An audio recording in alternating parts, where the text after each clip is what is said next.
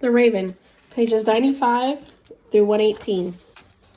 Friday, June 15th at 10:46 p.m. Close call. My dad just barged right in on his way to bed, acting all weird. I think Mom told him about me talking to Sarah on the phone. Not good. I barely had time to shut my laptop before he came in, and I'm sure he suspected something. I have to be more careful. It was a long day, and I'm tired, but those 2 videos woke me up. I still can't believe Sarah keeps going into these places all alone. She's fearless, that girl, and reckless.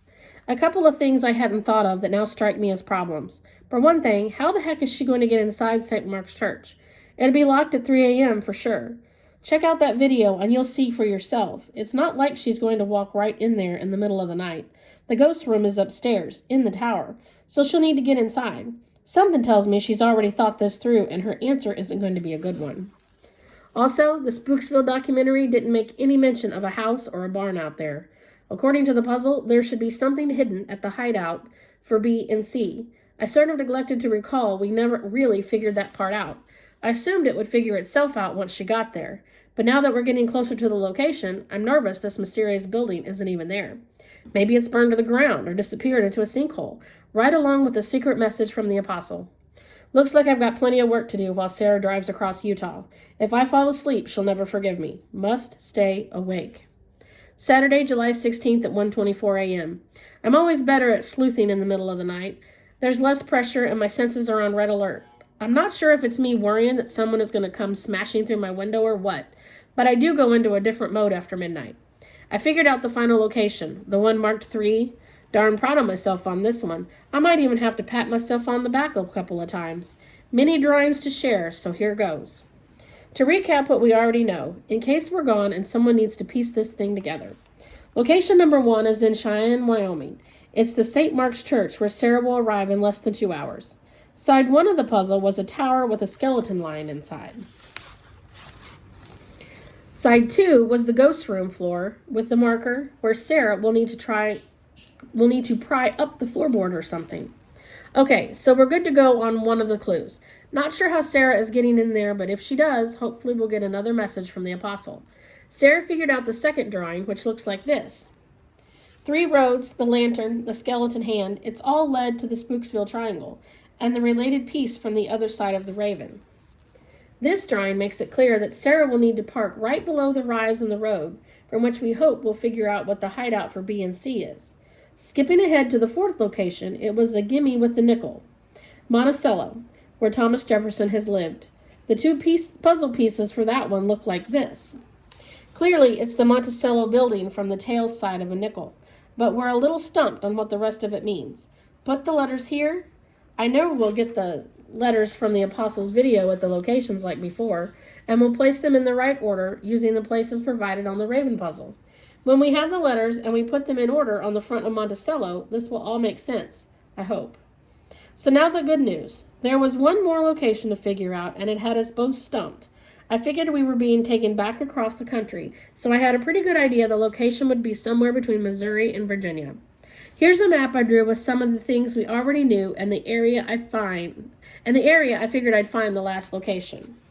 Follow the trail of the apostle. He was heading back to where it all began, back to the place where the Crossbones was born, with the United States of America. This location had to be in that bottom right corner of the United States. I searched all through Tennessee, Kentucky, North and South Carolina, Alabama, and Mississippi for haunted places starting with the letters S and G, until about a half hour ago I literally slapped myself on the forehead. So stupid. Here's the drawing from the Raven puzzle. Why did it take me so long to figure this out? The G is for Georgia, which is right in line with a trip across the country.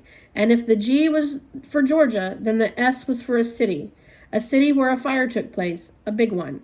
As it turns out, without much investigating at all, I found the fire. Savannah, Georgia, the fire of 1820, a fire that engulfed 2/3 of the city. I couldn't help thinking Skeleton Creek had survived a fire just like it in its own past. Coincidence? Hardly. 2 huge fires and 2 Crossbone strongholds. I think they had something to do with it. They burned Jefferson's house down. These guys are known pyromaniacs. The down arrow and the number 30 got me to the location. Take 30 away from 1820 and you get 1790. The 1790 building, a haunted hotel in a haunted city. And the most haunted room in that hotel? Look no further than the clue on the other side of the puzzle. Room 204. A room you can still stay in today if you're crazy.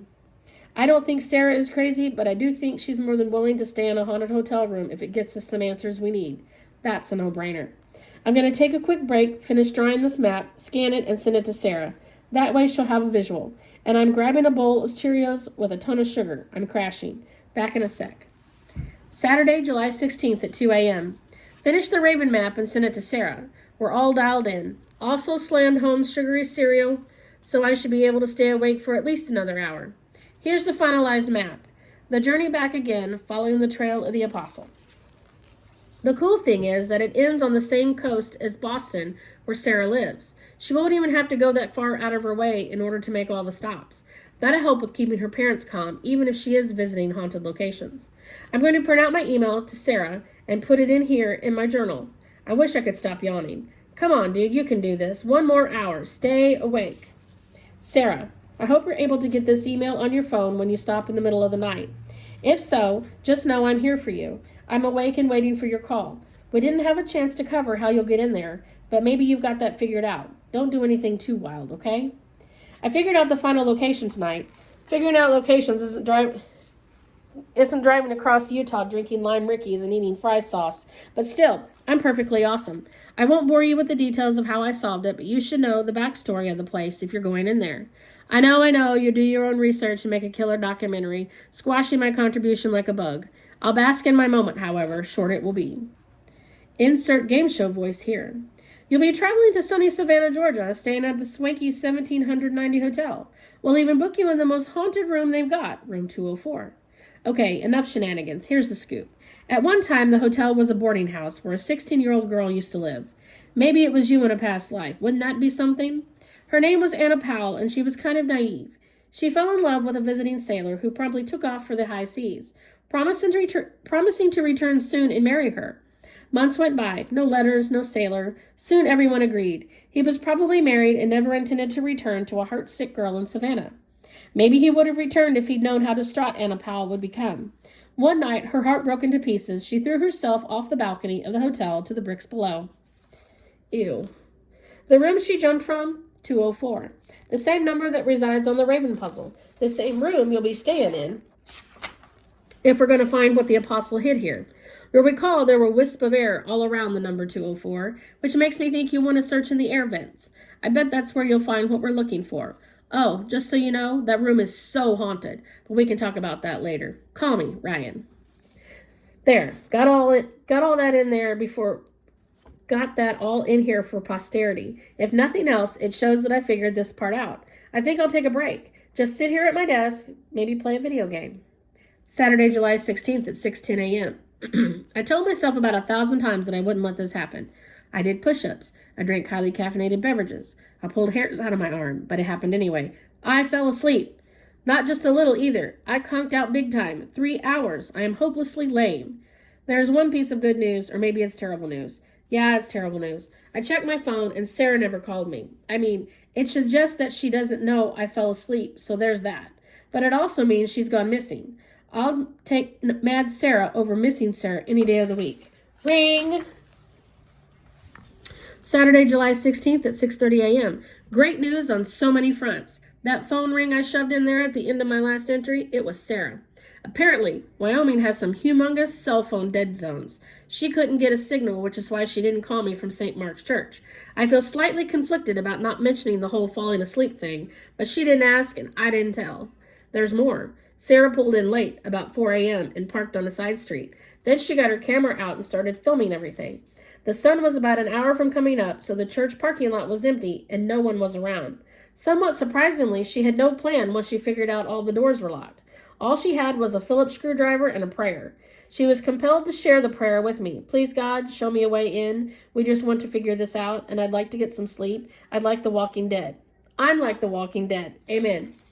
A quick walk around the entire building yielded no better results. She was still locked out, and very soon the sun would be up over Wyoming. By 4:30 a.m., she was back in her car, discouraged and bleary-eyed. She thought seriously about heading for the hotel and crashing.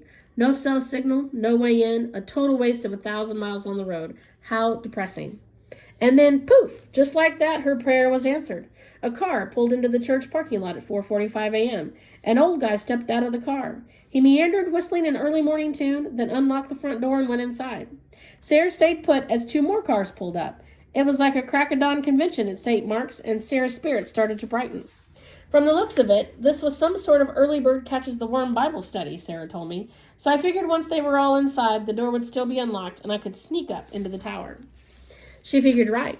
Really, old people get up very early.